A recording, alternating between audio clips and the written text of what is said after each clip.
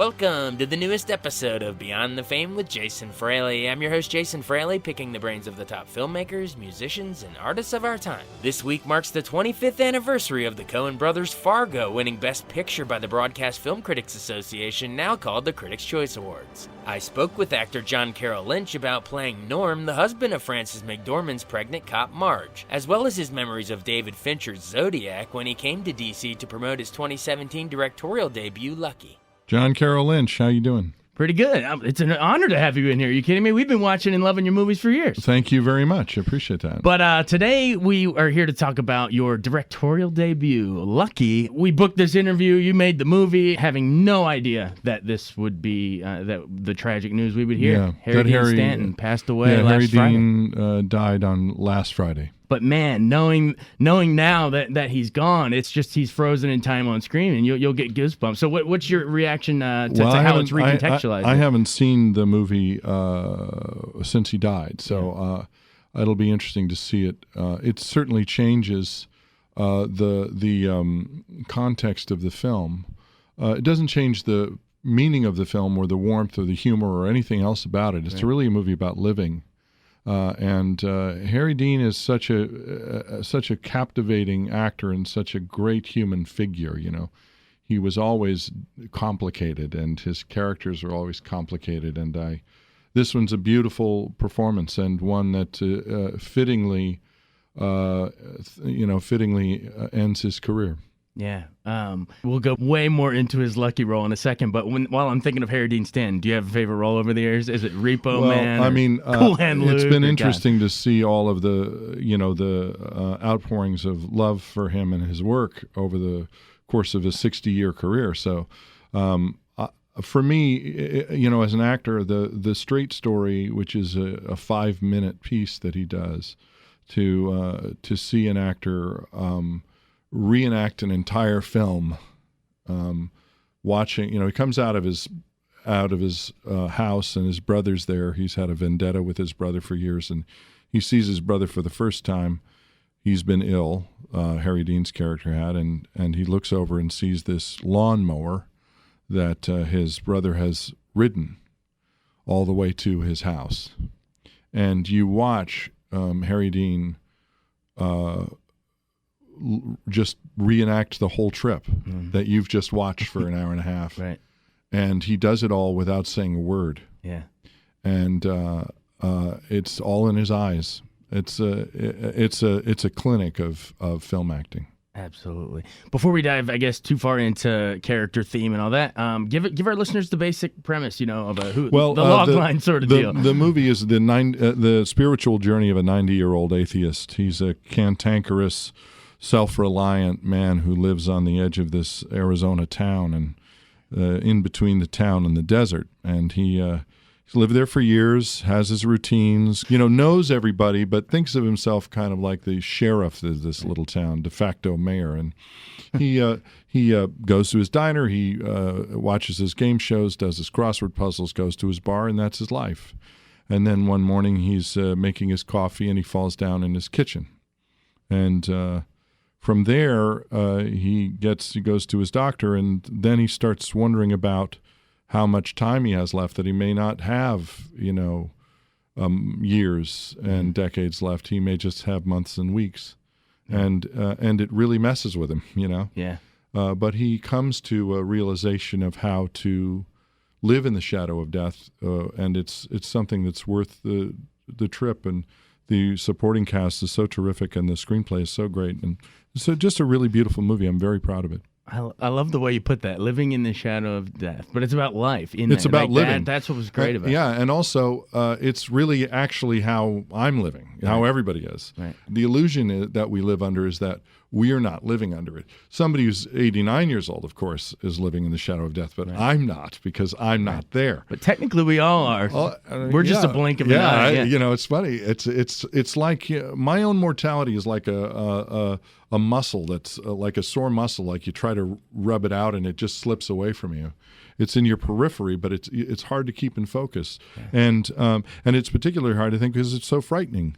But this movie demystifies all of it.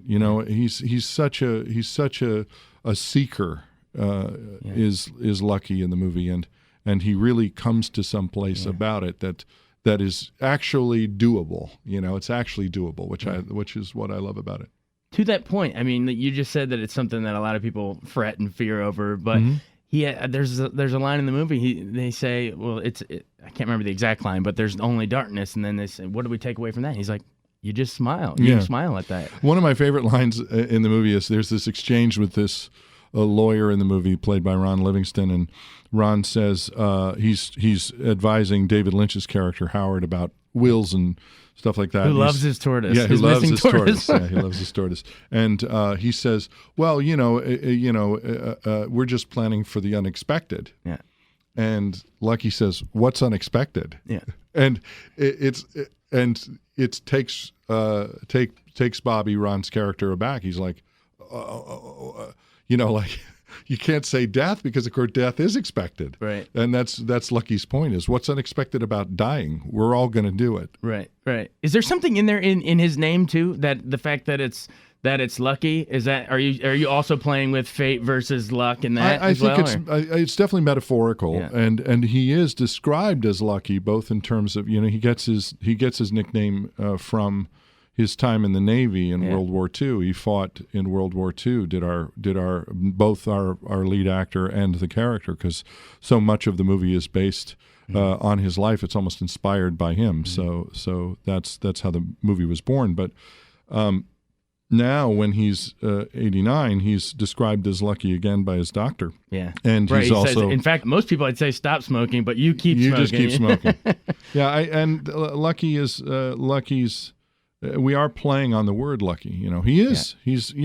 Anybody who gets to be 89 years old in good health is ridiculously lucky. Most of us don't get there, and his vitality as a human being, which we see alongside, literally in the same body as his fragility, is so resonant and so beautiful. Also, it's so funny. I mean, it's a funny movie. Some of the quips he has at people are hilarious. Yeah, he's got a wit.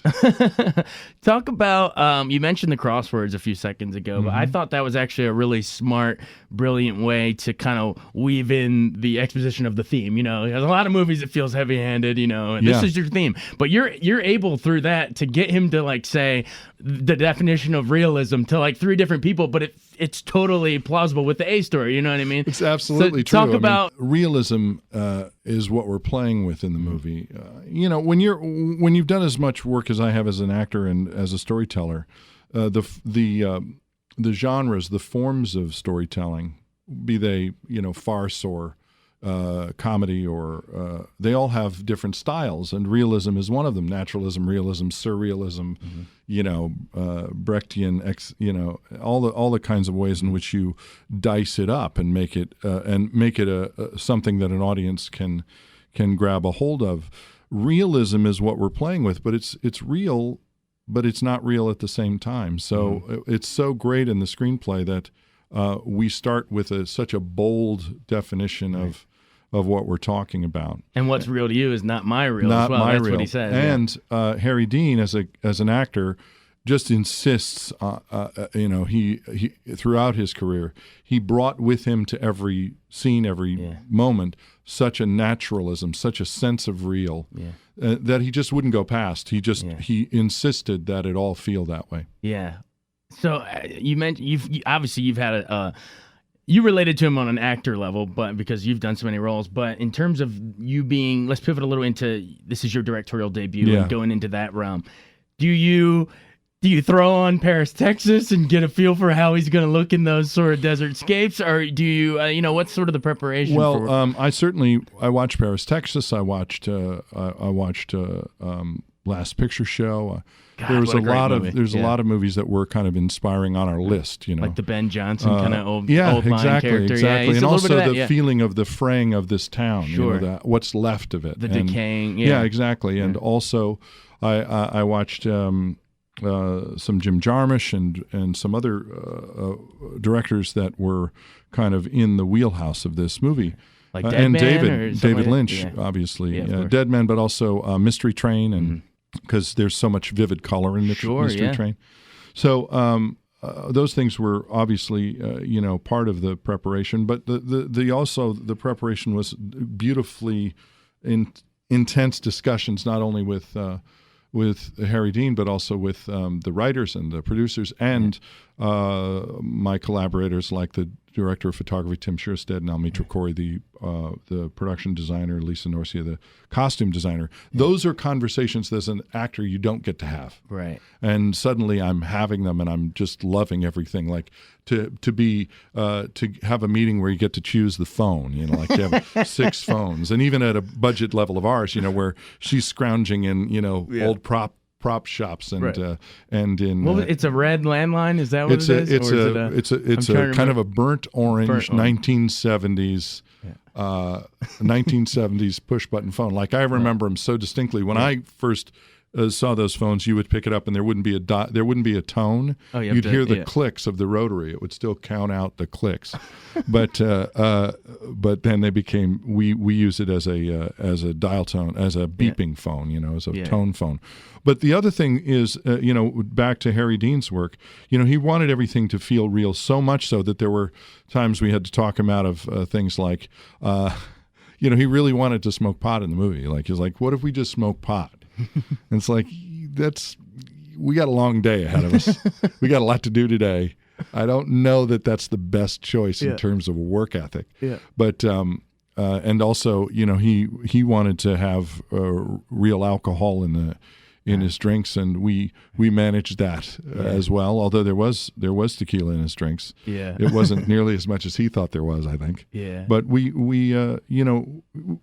when you have somebody who insists on that level of truth, it brings everybody into that same realm. He establishes the palette of acting for everybody else in the piece, and I've had the good fortune of working with actors like that before as an actor, and it's always brings you down to a really, really beautiful place of listening and responding. And he never seems to be acting at all, never, ever seems to be acting. You can never catch him at it. Well, I'm glad you let him sing a little in the movie too, because that was one of my when he sings that, what is it? Voltaire. Well, I was thinking Near God to Thee and Cool and Luke. Oh yeah. When Paul Newman visits Such a Closer Walk with Thee. Yeah, Closer Walk with Thee. Yeah. And then of course we get Plastic Jesus afterwards, which is the counterbalance. Exactly. But you got director's chops, sir, because the scene when he passes out, when he's watching the flashing 12. I love how you get the red flashing on his face. I thought that was really cool. And then later when I guess he wakes up in a dream sequence, but he's kind of going towards it looks almost like a rave or something. Yes, that's right. It's like it's like a basement. A basement. Are you playing with the red? Is that absolutely? Is there a symbolic like you? Well, I mean, I think that in the movie there's a sense that those things that are red represent a kind of mortality, a kind of spiritual checkout. Yeah. There's the clock, the phone, and the red alley are all moments where mortality is present for him in a way that's not extraordinarily comfortable, and that frightened him. And the way in which the story works is you're inside his head the whole movie. You're inside his heart, really. Yeah. And so you have to follow it from that point of view.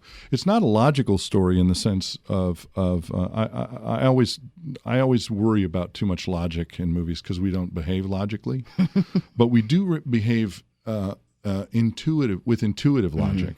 And there are things that we do that make us feel better that don't make any sense except that they make us feel better. Like he kicks a can in the movie to try to make himself feel better, that kind of thing, where it makes sense to us emotionally. It's not logical, but it's emotionally accurate. Right, exactly. Well, I think part of the reason you were able to get such a great is it his final role, or is there a couple others in the can?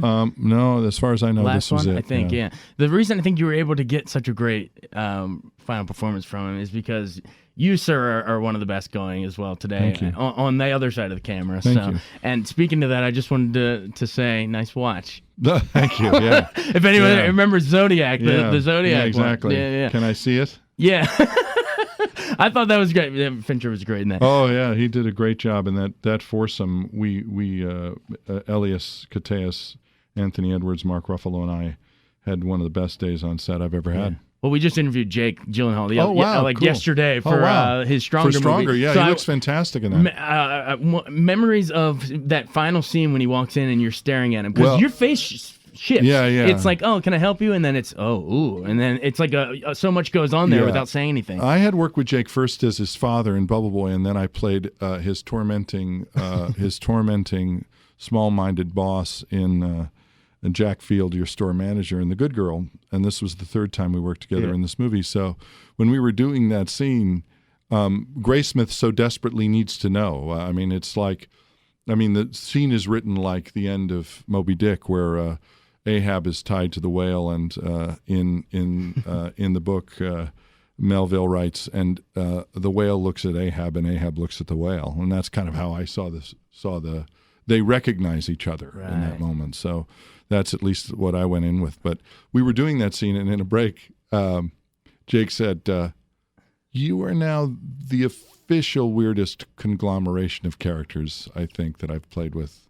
You've played my father, you've played my boss, and now you've played my whale. This is, that's a pretty wide swath." I love that you view that as the whale. That's great. And Chris, the other person you mentioned was Chris Cooper, who he'd worked with for like 4 times. So it's nice to come back to work with people again. And Jake's work right now is he's really doing inspiring work. Nightcrawler and he's really pushing the envelope, and it's exciting to see. Absolutely. Before we get back, wrap it around full circle to Lucky, my listeners would hate me if I don't ask you about Fargo, because we love Norm. Thank you. Norm is the most lovable character. Thank you. And I just love, talk about how the Coens in their script, but also you and Frances as Marge, as, pregnant cop. Yeah, Marge and Norm. Yeah, Marge and Norm. You're doing the scent stamps, the duck stamp, the mallards. Stamp, Well, those, that was in the script. Obviously, the duck stamps were in the script, and the Coens grew up in St. Louis Park, and across the street from them were these 3 brothers, the Houtmans.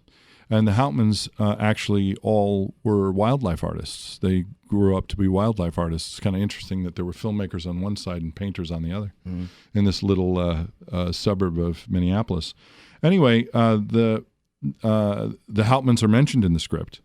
And I asked if I could go meet somebody who did this, and they set up an appointment with the youngest of the 3 Houtman brothers. And the other 2 had won the duck stamp contest. He had yet to win the national duck stamp contest. There are duck stamp contests in every state in the union, but they're not postage stamps. They're wildlife refuge stamps. Okay. If you want to go and go bird watching or duck hunting, you have to buy a stamp to get onto the property. It's a yearly thing you have to buy. It's a permit, essentially. Right. And in the federal government, they have a contest every year that they describe a scene. They give you the size of the canvas and what kind of duck you have to have, whether it's male or female, whether it's nesting aloft, what season they want, and everybody paints it like a winter blue-winged teal aloft in a winter scene, and then everybody paints that scene.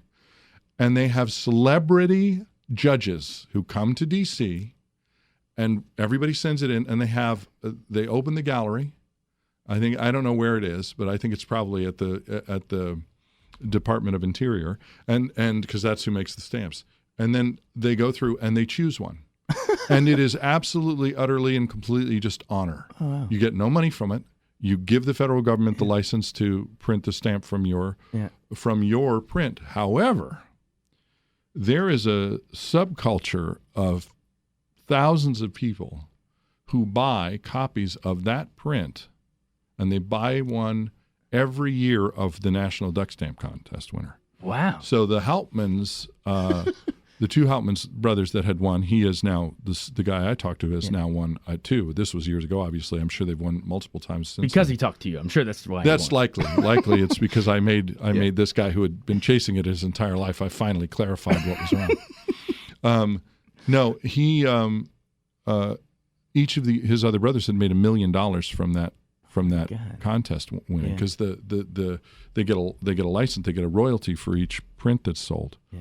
So it's worth $1 million. At the time when we did the movie, it was worth $1 million. Wow. So can't you see there's more to life than a little money, though? Yeah, but they're getting it honestly, though. Yeah, they are. They're just and they sit in duck blinds they sit in blinds all over the country for weeks on end, taking pictures of ducks and then bringing them home and then painting scenes from them.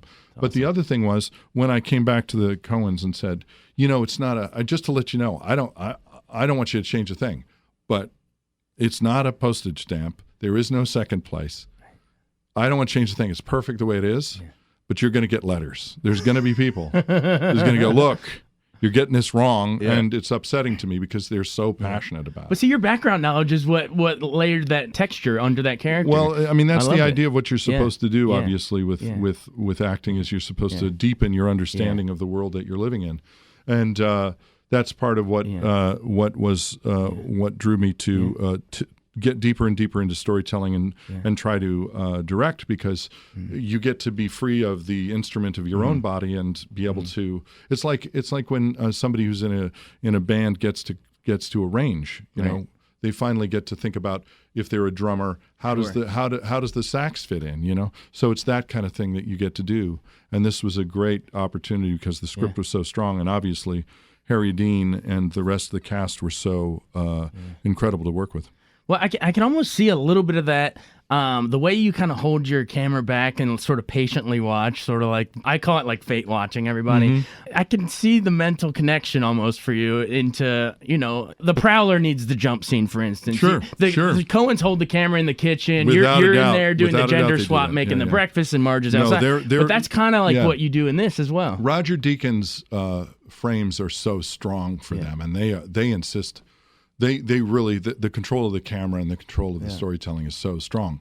But it is true in this particular movie, and this is just a difference in terms of the way the movies are written and stuff. This movie, it was important I talked to Tim a lot about, I want to feel like I'm in the room with him. I want to feel like I'm sitting across the couch from him. I want to be in a diner booth with him. I don't want to be separated from, I don't want to be sitting coldly watching him from another room or vicariously. And also, after the fall in the movie, it becomes much more point of view. It becomes much more intimate, and that was kind of the visual vocabulary we began with. And when you get to use the camera like that, it becomes.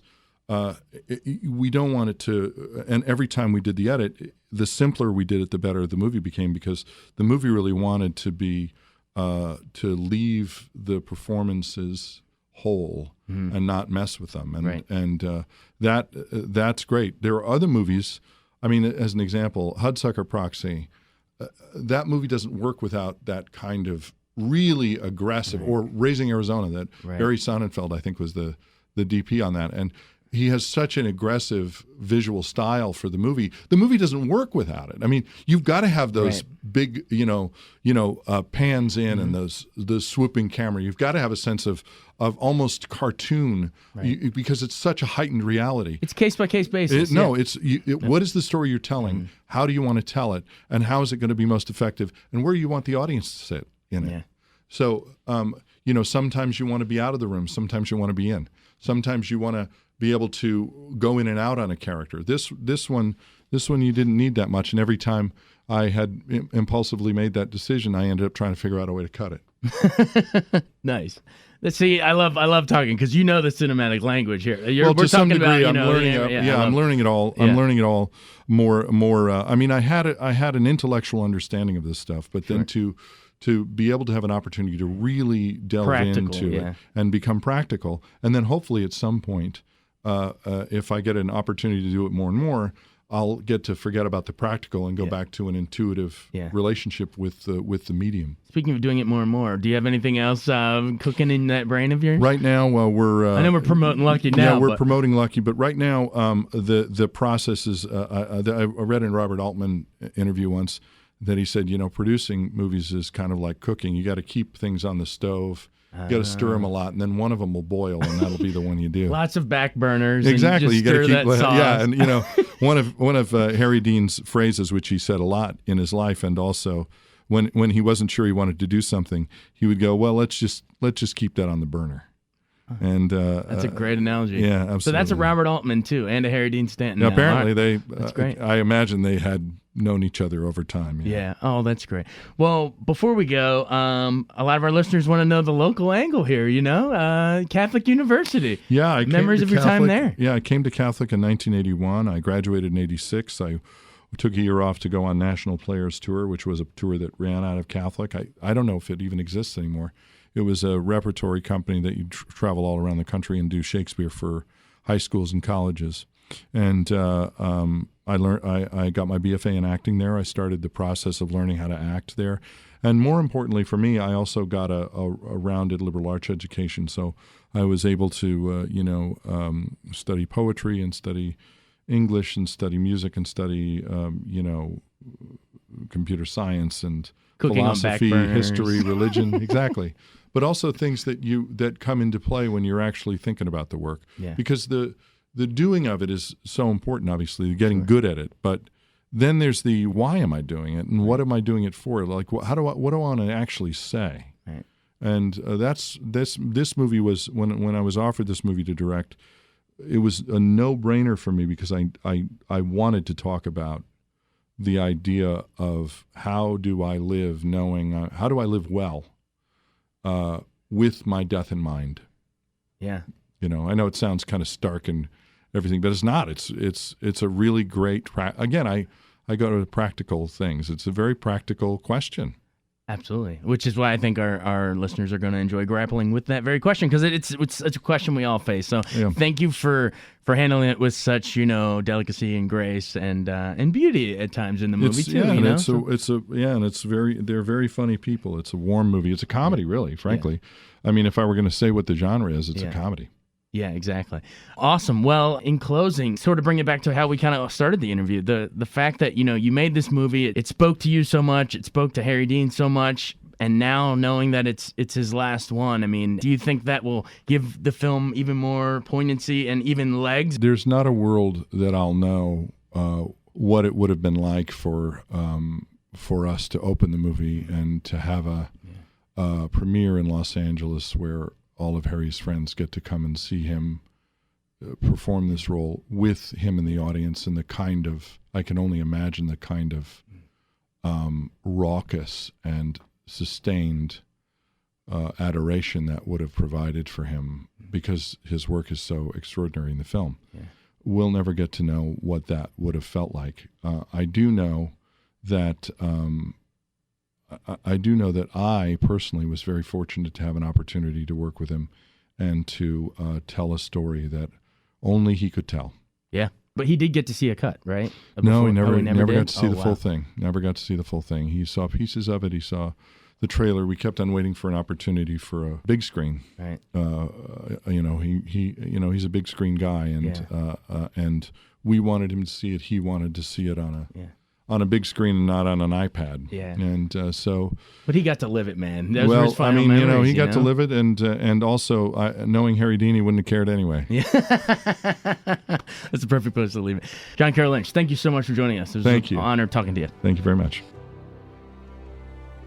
Thanks so much for joining us on Beyond the Fame with Jason Fraley. Remember to hit the subscribe button and give us a 5-star rating if you like what you hear. We'll see you next time.